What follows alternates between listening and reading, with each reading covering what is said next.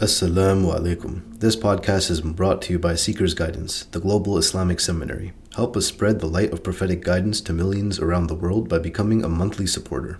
Make a small donation at SeekersGuidance.org/donate. As little as $10 a month can help people find life-changing guidance. There's a question, Can you lead prayer behind an imam who shortens their beard in the Hanafi school? This is one of those really contentious issues that people make very contentious.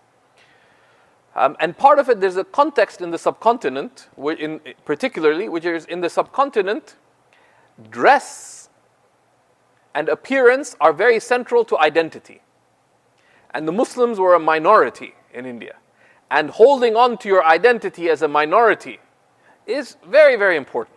Everyone's brown, right? But what makes these brown people different is very important.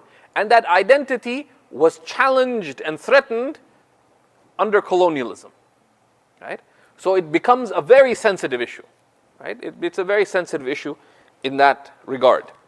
The underlying principle in Ahl Sunnah, that's a key principle. And if we appreciate it, we'd avoid a lot of confusion and we'd avoid a lot of divisiveness.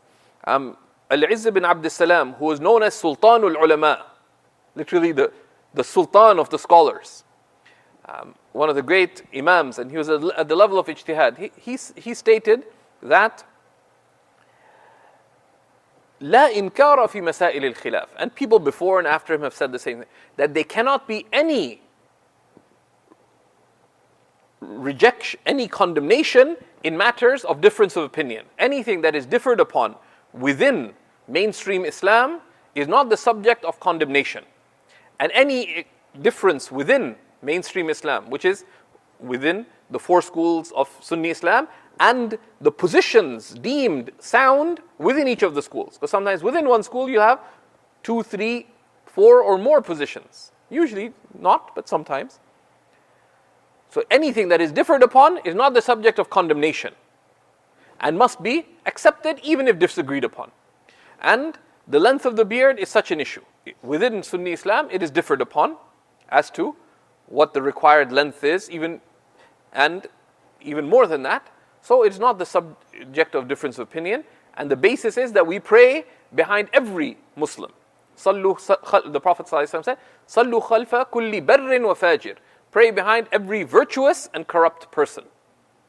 Okay? Now, if you're going to choose, you have a choice between many people to pray with, you choose the most righteous, you choose the most learned, but there's many criteria. You also choose the one who's nearest to you. So there's a number of criteria there. Thank you for listening. This podcast was brought to you by SeekersGuidance, the global Islamic seminary. Visit SeekersGuidance.org to access reliable Islamic knowledge taught by qualified teachers. We offer a wide range of courses, podcasts, articles, and a world-class answer service. Support us in spreading free, reliable Islamic knowledge to millions around the world by becoming a monthly supporter. Visit SeekersGuidance.org/donate and make a small monthly commitment today.